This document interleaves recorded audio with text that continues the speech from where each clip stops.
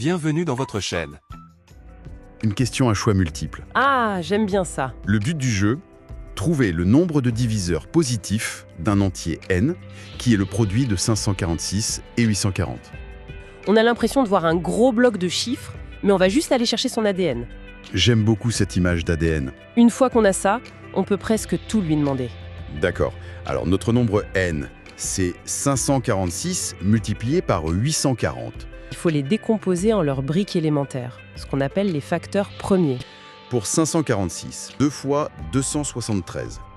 Ensuite, 273, c'est 3 fois 91. 91, ça c'est 7 fois 13. Et là, on est au bout. 2, 3, 7, 13. Ce sont tous des nombres premiers. Voilà.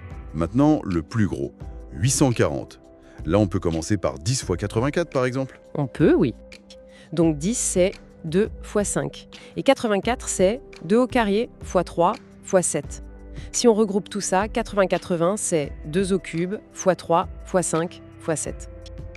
Maintenant, il faut les fusionner pour avoir celui de notre grand nombre n. On rassemble les puissances de chaque facteur premier. C'est ça. On additionne les exposants. Alors, on obtient n égale 2 puissance 4 fois 3 au carré fois 7 au carré fois 5 à la puissance 1 fois 13 à la puissance 1. Voilà notre ADN complet. C'est déjà beaucoup moins intimidant. Et maintenant, comment cette jolie formule nous donne le nombre de diviseurs? C'est là que la magie opère. On prend chaque exposant, on lui ajoute 1 et on multiplie tous ces résultats entre eux. Tout à fait. Ok, alors appliquons ça.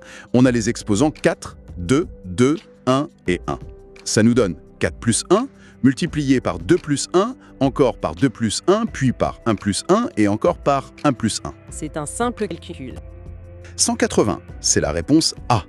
C'est quand même incroyable, on a trouvé le nombre de diviseurs de 458 640 sans jamais avoir à calculer ce grand nombre. Ni à lister un seul diviseur.